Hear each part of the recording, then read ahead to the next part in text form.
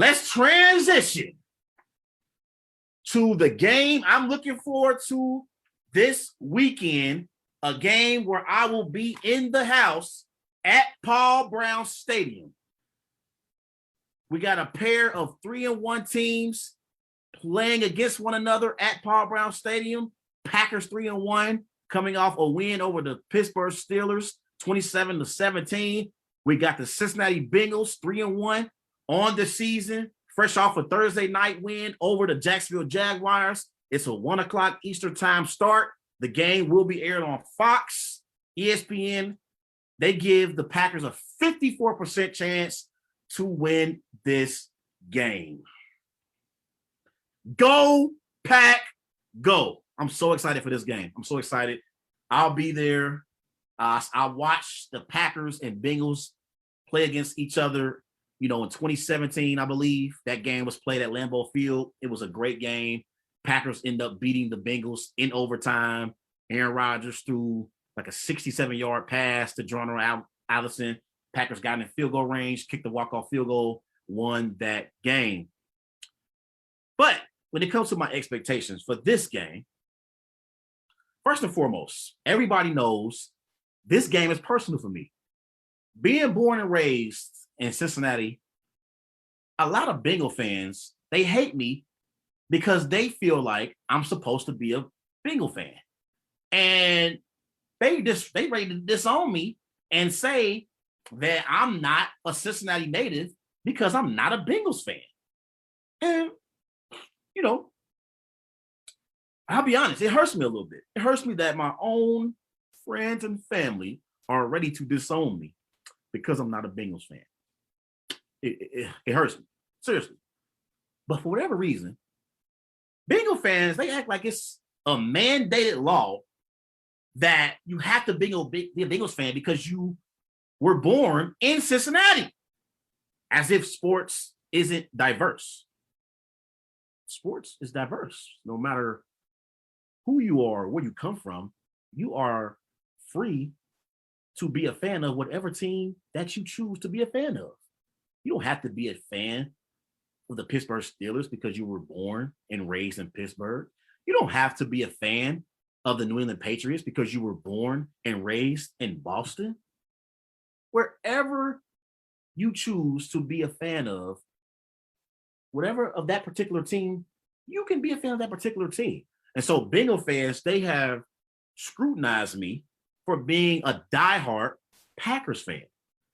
And so that's a part of the reason why when I saw the schedule come out, I circled this game. By it being at Paul Brown Stadium in my hometown, I circled this game as a game that the Packers must win. Now, in the NFC North, they say our divisional rival is the Chicago Bears, but it's not really a rivalry because the Packers dominate the Bears every time they play the Bears. It's similar to that rivalry with Ohio State and Michigan at the collegiate level. For whatever reason, we are still saying that the Buckeyes and the Wolverines are a rivalry when the Buckeyes have completely dominated that matchup with the Wolverines. It's not a rivalry. Let's stop calling it a rivalry. We have to get out of this, mode because of history that we're still going to try and pretend like a particular matchup between two teams is a rivalry when it's not.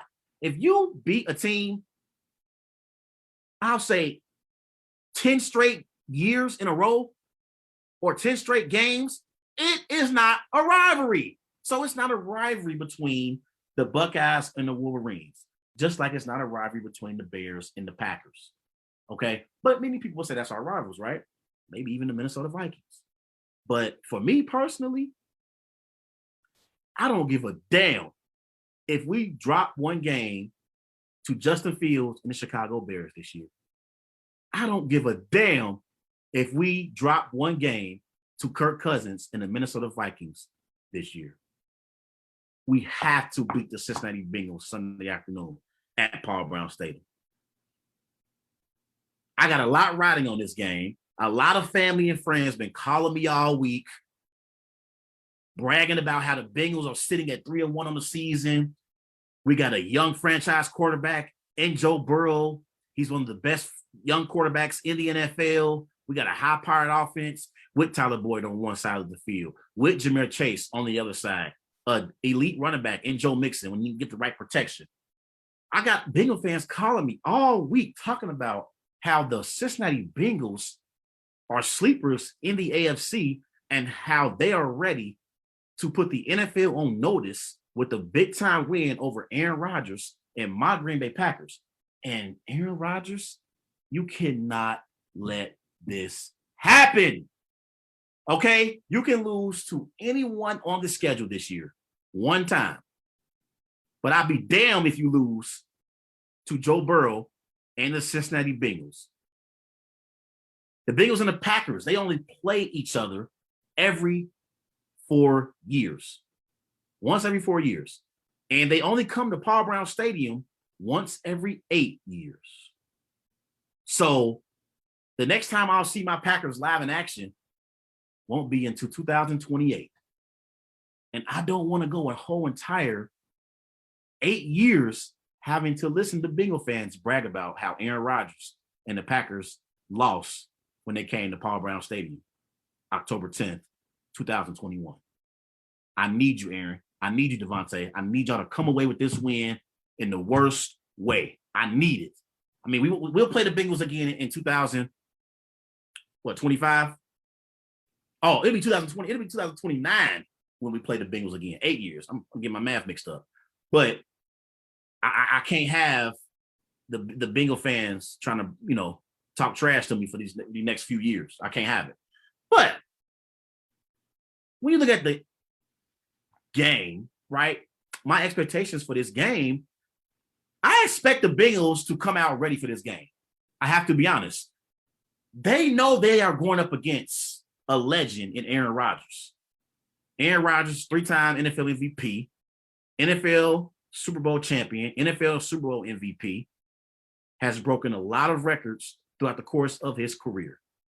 I expect the Bengals to be up for this game. The Bengals, they play down to their competition. We saw in the Thursday night matchup last week going up against the Jacksonville Jaguars. Because they were facing the Jaguars, the Bengals came out flat. And they knew that even if they were down in the game, that they could make a comeback and still win the game. The Bengals know if they go down 14-0 to Aaron Rodgers, you ain't coming back from that deficit. You go down 14-0 to A-Rod, you're going to get blown off the field.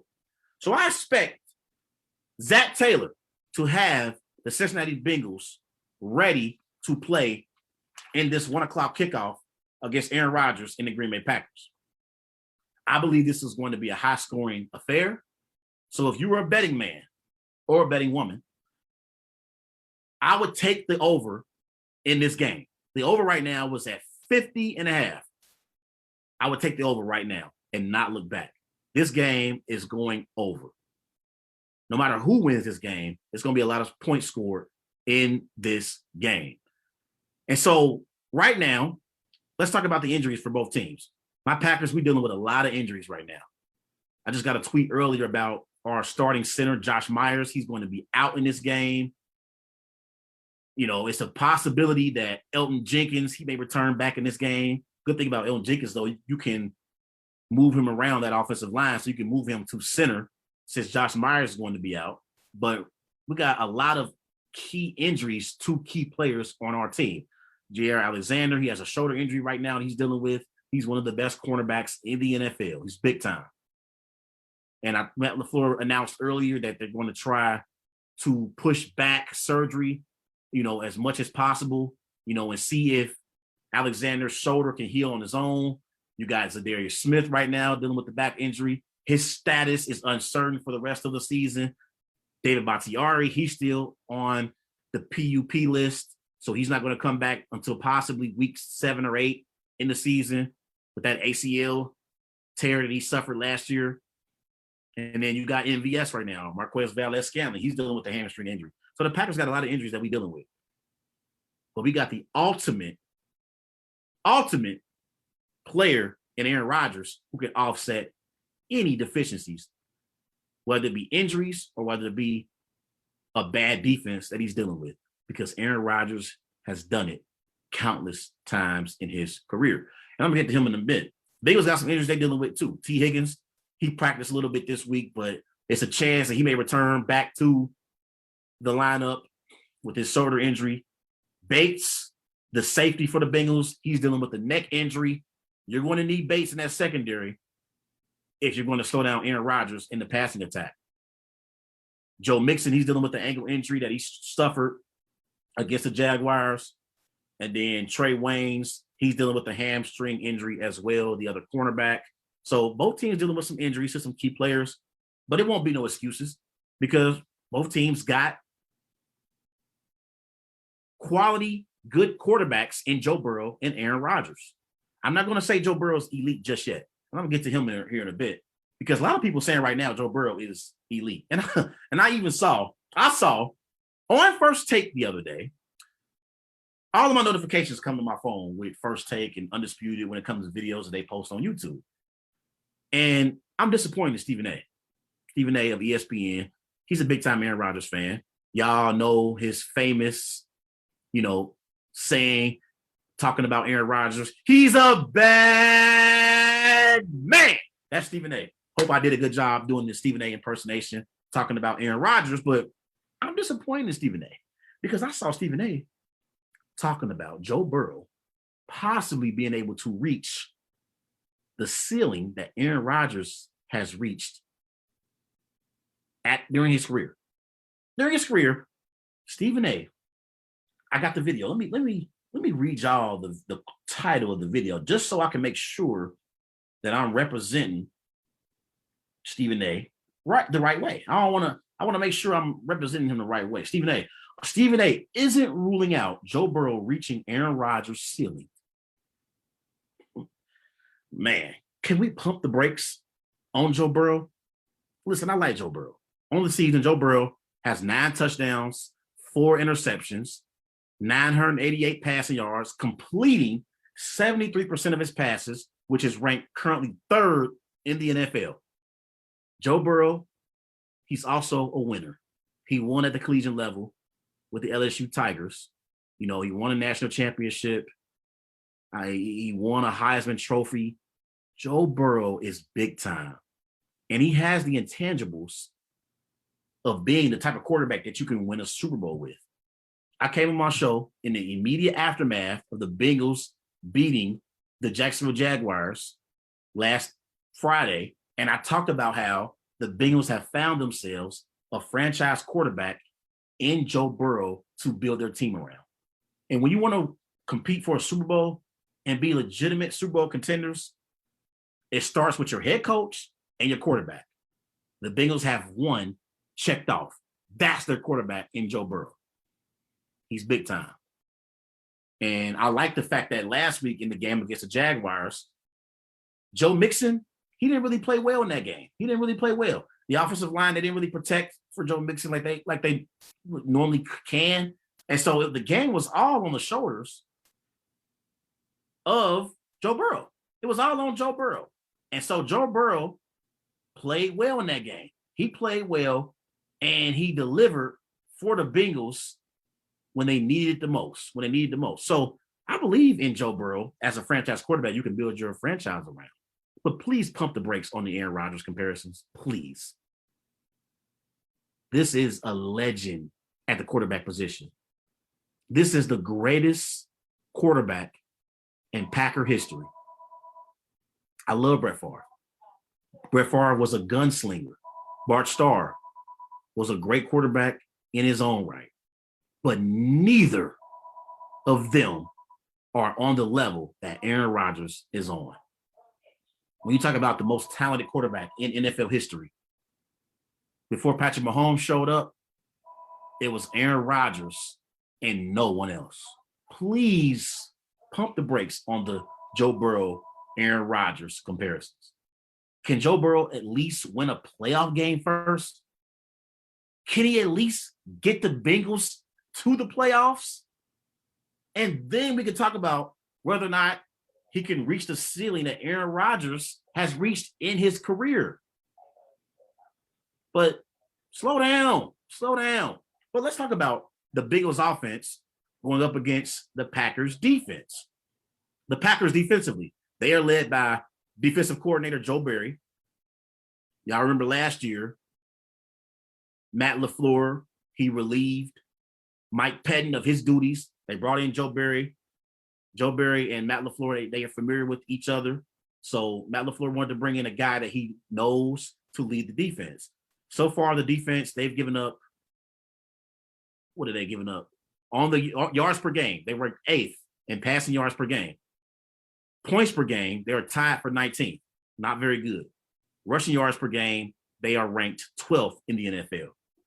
And so right now, given the fact that the Packers have injuries in the secondary, because we don't know if Kevin King is going to return back from his concussion, although Kevin King isn't very good. I've been on record talking about how I don't know why the hell General Manager Brian Gutekunst brought back Kevin King. Y'all saw how awful Kevin King was in the NFC Championship game. And then before he got his concussion this year, he wasn't playing well this season so far. He wasn't playing well. As great as Jair Alexander is, the opposite side in Kevin King is bad. It's bad. That's why I like that they brought in the rookie Eric Stokes. I like the rookie Eric Stokes out of Georgia. He got an interception last week off of Ben Roethlisberger, and I like the way he's playing. But for the Bengals offense, the Packers secondary being banged up the way that they are, look for Joe Burrow and the Cincinnati Bengals passing offense to try and expose the Packers' inexperienced secondary. So that's one of the keys I'm looking for in this game as well. Bengals receivers versus the Packers secondary. Ja'Marr Chase versus Eric Stokes or Kevin King. Ja'Marr Chase, so far in the season, he's been very impressive. And y'all know he had a very, very rough training camp. He had a rough training camp. I mean, a lot of people that's in the Bengals media, they talked about how Ja'Marr Chase in training camp couldn't hold on to the ball. He couldn't catch the ball, and he couldn't hold on to the ball. And we know that's something that will get you benched in the NFL, being a receiver. But so far in the season, Ja'Marr Chase, 17 receptions, 297 receiving yards, 4 touchdowns. He's that vertical threat for the Bengals in their passing game, similar to Marquez Valdes-Scantling of the Packers, similar to Deshaun Jackson with the LA Rams. That's Ja'Marr Chase in the Bengals offense. So Eric Stokes, Kevin King, I need y'all to step up in this game. We cannot have Ja'Marr Chase shredding our defense because we know Joe Burrow is going to find him. Joe Burrow is going to find Ja'Marr Chase. Make no mistake about it. We know that they have chemistry dating back to their days at LSU. And you saw even at LSU, Ja'Marr Chase made plays in the passing game for Joe Burrow. Justin Jefferson made plays in the passing game, who's doing a great job right now in Minnesota, by the way, with Kirk Cousins. But, you know, we cannot let Ja'Marr Chase get off in this game. We cannot let it happen. And so that's what I think the Zach Taylor and the Bengals offense, they're going to try to take advantage of the Packers' banged up secondary. But right now, also for the Bengals, Joe Mixon, 83 carries on the season, 353 rushing yards. So, you know, I'm interested to see what Joe Mixon can bring to the table for the Bengals offense if he plays. I still don't believe in the Bengals O-line. I really, really don't. Like, I know Bengal fans, they've been trying to sell me on this idea of the Bengals O-line being improved from last year. You still got Trey Hopkins. You know, you still got Xavier Philo. You still got Riley Reif at the tackle position. Jonah Williams, Quentin Spain. I don't believe in the Bengals offensive line. I think they are very suspect, and I believe that the Packers defensive line can take advantage of the Bengals O-line.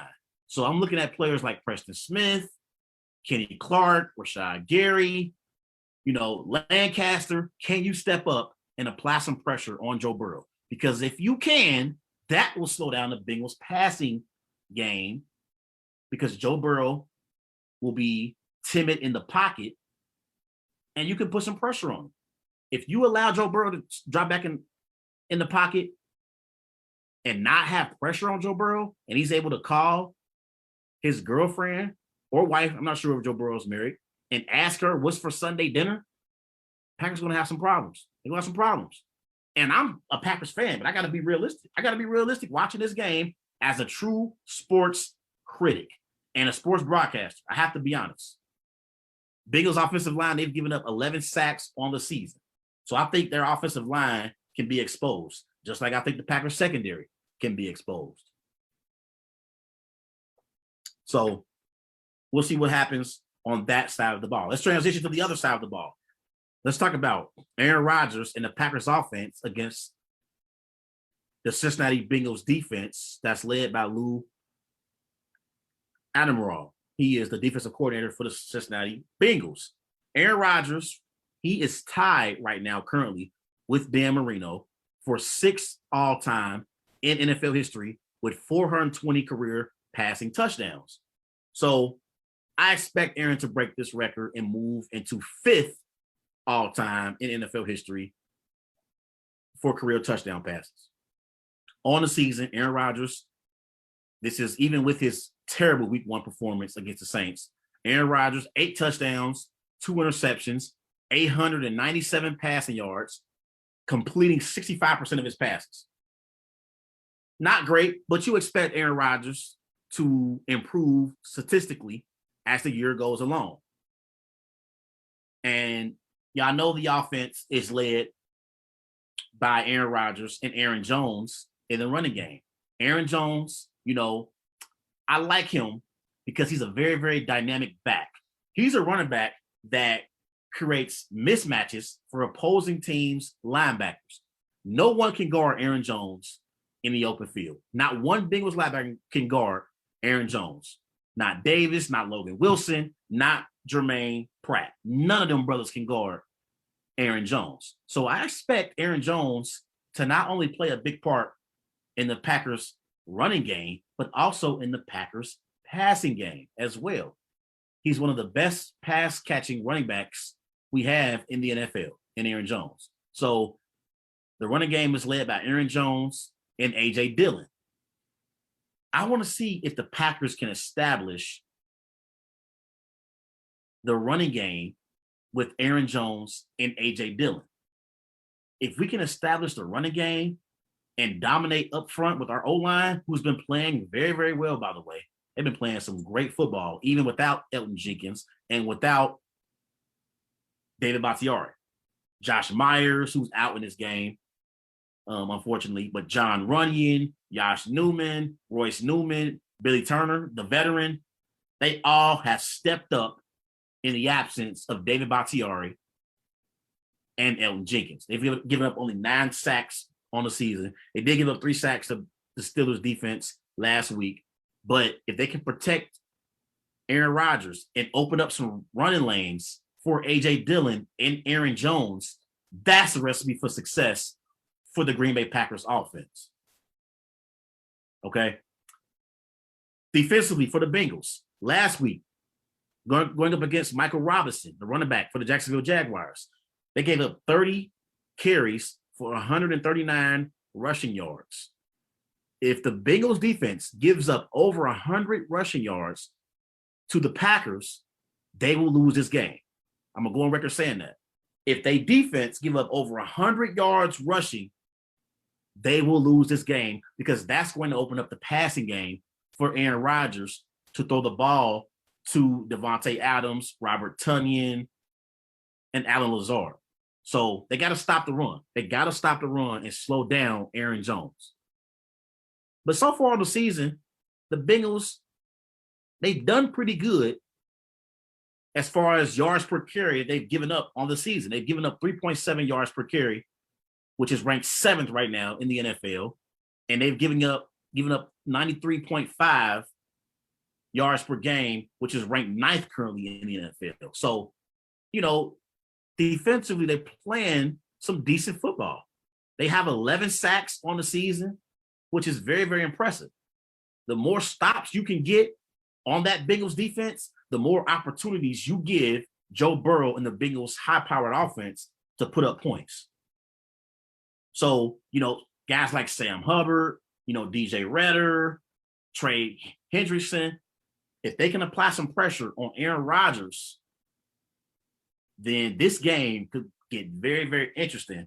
And, given the fact that the Packers have possibly 3 linemen who could be out in this game, in David Bakhtiari, in Elton Jenkins, in Josh Myers, man, it could really, really spell trouble for my Packers in Cincinnati this weekend.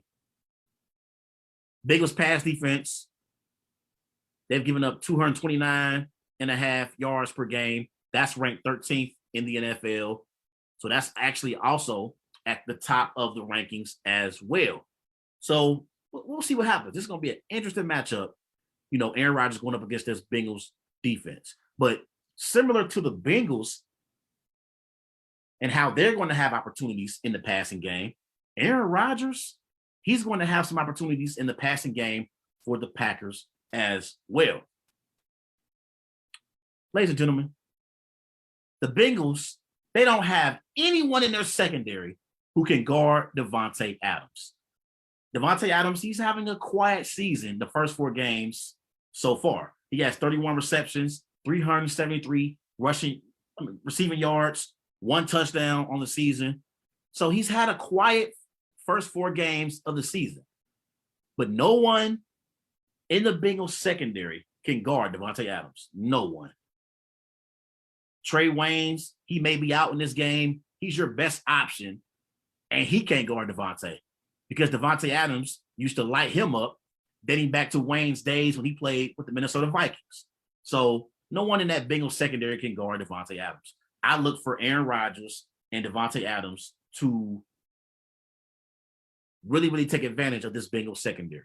That's what I'm looking forward to. Also in the passing game, you saw Randall Cobb step up last week against the Steelers. Randall Cobb, 5 receptions, 69 receiving yards, 2 touchdowns. And so when we lost MVS, after the 49er game with the hamstring injury, the Packers needed another receiver to step up. And this is why Aaron Rodgers wanted the Packers to trade for a veteran like Randall Cobb. It is underrated, or you can't, not underrated. You can't talk enough about the chemistry that Aaron Rodgers has with guys like Randall Cobb, like Devonta Adams, because in these late game situations, Aaron Rodgers, he looks for receivers who he can rely on, like Randall Cobb and Devonta Adams.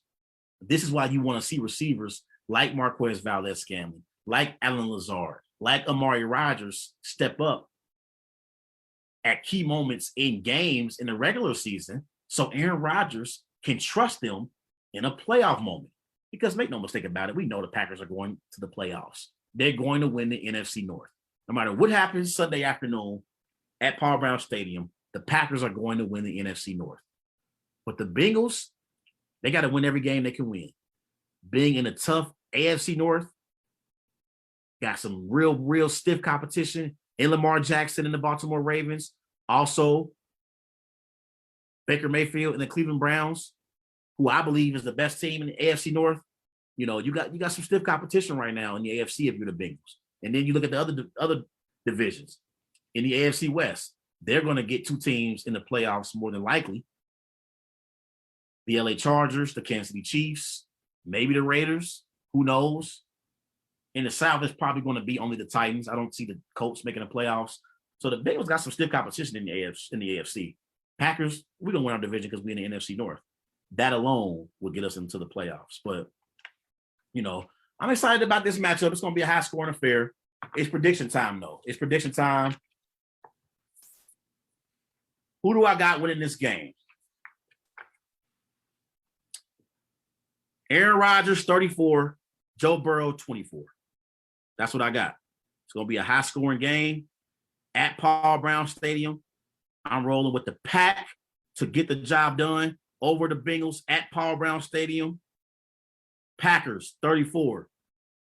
Bengals, 24. And I want all you Bengal fans to answer the phone when I call y'all Sunday afternoon, because y'all know I'm gonna be calling as soon as I leave Power Brown Stadium, I'm gonna be blowing Bengal fans' phones up.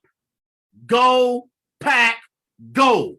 Let's get this dub in Cincinnati Sunday afternoon and improve to 4-1 on the season and be in the driver's seat in the NFC North. I'll be down at Paul Brown Stadium. I'll be joining a lot of Bengal fans early Sunday morning, doing some tailgating. I'll be down there getting a lot of footage. So come and talk to your boy. I'll be in the house. I'll be there. I ain't running. I'm gonna be right there in the house. I'm excited about this game. Again, the Packers and Bengals play once every 8 years at Paul Brown Stadium. So I'm gonna be downtown early come Sunday morning. Come talk to your boy. And I'll give you an interview on the Wise Guys, pregame special.